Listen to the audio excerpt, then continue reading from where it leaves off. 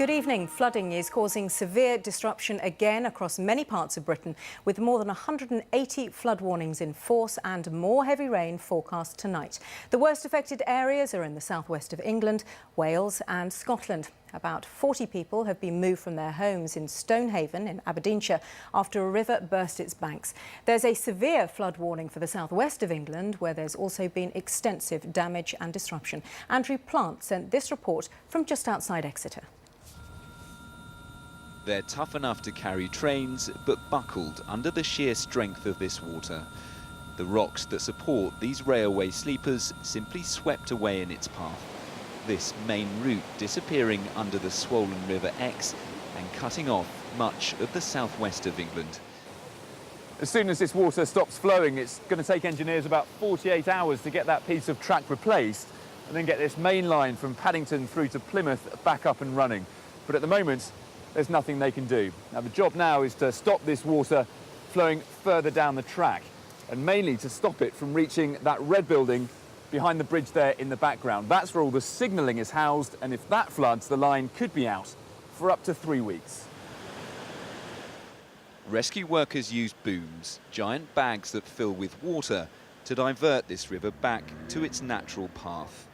But as the water slowly lost its strength, it became clear this major route will be out of action until after Christmas. Water come down from the drain inside the kitchen and the floor. David Jim owns the Chinese restaurant next door. Instead of serving Christmas parties, he's watching beer bottles bobbing on his dining room floor. So we lost a lot of trade, but also, the insurance doesn't actually cover it because we're actually in a low plain where the floodplain is. In Stonehaven in Aberdeenshire, coastal defences were overwhelmed and rescue teams were helping people flooded from their homes. This is just complete devastation, and the people, they're traumatised now. They are traumatised. In South Wales, a mini landslide smashed through one back door. Rivers here this weekend full to the brim. In Stoke Cannon in Devon, homes were evacuated, vehicles abandoned. The floodwater pushing into people's houses just 2 days before Christmas. You've lost your home, you've lost all your belongings, and you're just never going to replace some of the valuables that you had. Seen from above, it's clear just how much water here has nowhere to go. For homeowners and emergency services alike, it's now simply a nervous wait for more rain tonight.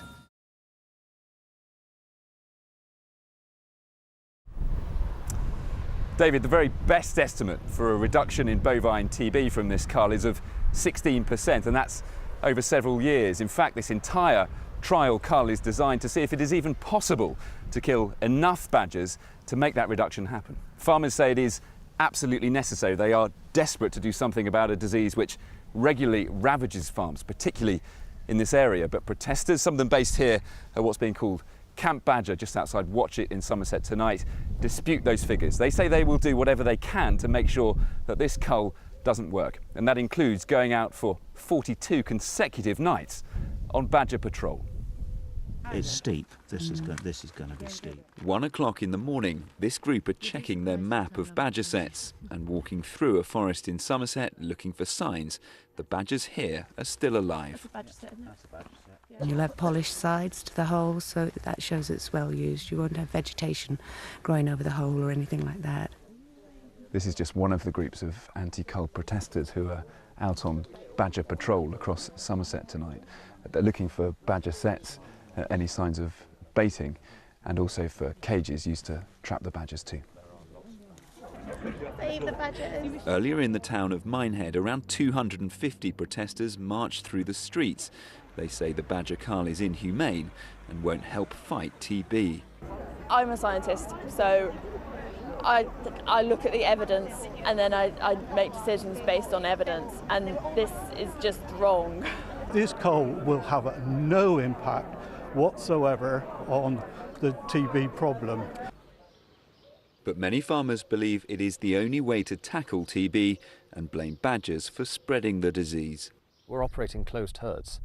We're not buying it in from other cattle because we're not buying other cattle.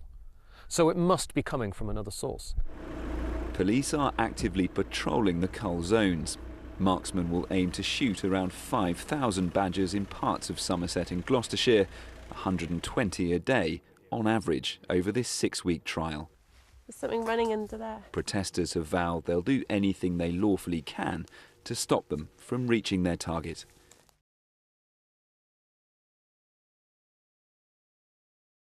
Music lovers are packing up their tents and leaving Glastonbury today. Last night, the band Mumford & Sons brought the 3-day festival to a close. The founder, Michael Eavis, declared Saturday night's concert by the Rolling Stones to be the high point in the festival's history. Andrew Plant is there for us now. All looking quite different today, Andrew. Yeah, this long festival is finally over. There will be very few here who aren't tired and weary as they begin to tackle their journeys home today. There were 135,000 ticket holders. For them, today means back to reality. But for the workers here at Worthy Farm, as you can see, there is still an awful lot to do. The final night of the Glastonbury Festival, as tens of thousands prepare to leave Worthy Farm and start on the long trip home. We're worried about it, to be honest. But we got a local taxi company who said it won't be a problem. Yeah, we packed up before we came down, so we've literally got one bag, nothing else. I'm in work at 8:30. You're in work at 8:30 tomorrow morning? So how are you getting home? In Liverpool. I don't really know. Monday means time to take down the tents. This, the messy final morning. And in every square metre, pile after pile of rubbish means feeding time for the flocks of gulls. This is typical of what people are leaving behind here on Worthy Farm. This is the skeleton of a gazebo here, a bag full of rubbish, cans and bottles, very typical, and some chairs there, also some chairs over here too, and the remains of a duvet. Also dotted around this site, you can see tents just left behind too, that people just haven't got the energy or the inclination to take home with them. Some left overnight, most wending their weary way home in daylight. How'd you feel to be going home? Oh, a bit sad, but kind of ready. A little bit relieved because I can go home and have a shower and a shave, but I don't really want to leave. It's sort of simultaneously heaven and hell. I love it. Anyone you ask here will tell you the 2-year wait for this festival was worth it. Been coming since '95, and this one, don't know, it gets better every time, I think. It's just been like nothing you ever thought it was going to be. The music, Rolling Stones, Smashing Pumpkins last night was fabulous. Just loved everything about it. It's gone too quick. Among many memorable moments, this was the year the tickets sold faster than ever before.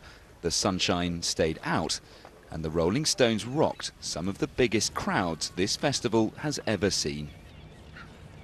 Now, one of the ways they try to clean up Worthy Farm is by driving tractors across the land fitted with magnets on the bottom to try and pick up any stray tent pegs that have been left behind. They reckon it will take 6 weeks to get this back to its other purpose, which is as a working dairy farm. But long before then, of course, they will have already started planning to do this all again next year. Great stuff. Thank you very much. Interesting to see the scale of the clean-up job ahead. At least it's not muddy. It looks lovely.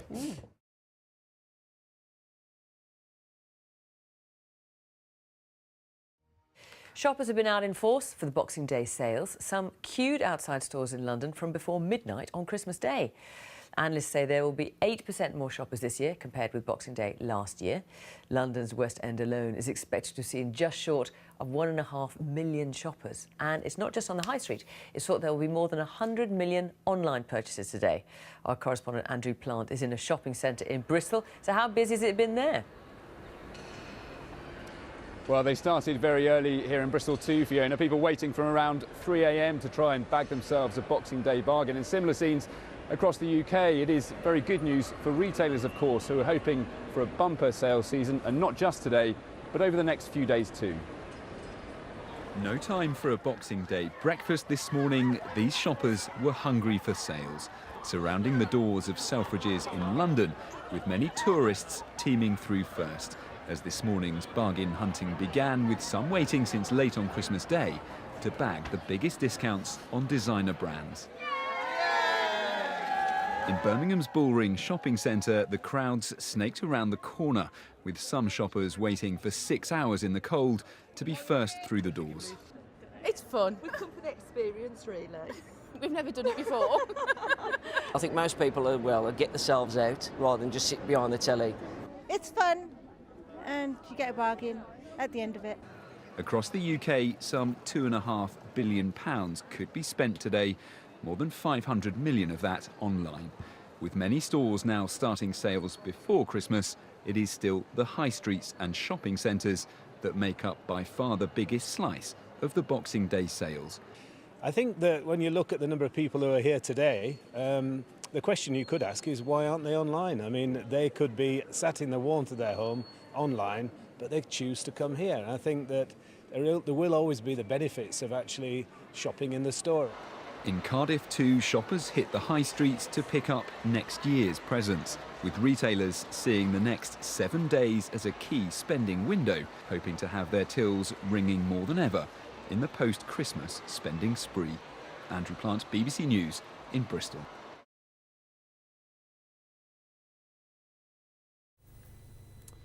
Good evening, David. Yeah, we're across the other side of the water from Boroughbridge tonight, and we're a couple of miles as the crow flies from Moorland, although you can't get there this way by car. Now, that was the scene of Somerset's first political visitor, Owen Paterson, the Environment Secretary. He came down to see what was going on here for himself, and that was just 15 days ago. But it seems like far longer because so much has changed politically since then. Somerset and the flooding here has rarely been out of the headlines, but on a practical level, it has stayed rather stagnant. The water, in some places at least, is still rising. It is still creeping into people's back gardens, and despite all the sandbagging efforts that have been going on here, particularly over the last 3 or 4 days, and there has been a lot of that, it is still forcing people to abandon their homes. Some of Somerset's most picturesque countryside now under 5 feet of water. This is his front door. That's his front door. In the back garden of this home, a prized possession Couldn't get out quick enough. left standing in the rush to save people and pets before the water came in. Worst I've been by a long way. Last year it was not even near the door handle. The family that were here have fled. Neighbour Chris says someone has already tried to break in. The locks have been damaged. There's nothing left in there to steal. As you've seen, it's all floating around, it's all ruined. This was the house over the road on Saturday. Neighbours working to make a protective wall. This morning, that water is now a foot deeper. These tiny pumps working flat out, and still the situation is tense. Everything feels like it could just crumble at any second. This is part of the plan. Lorries lined up with huge pumps on their backs.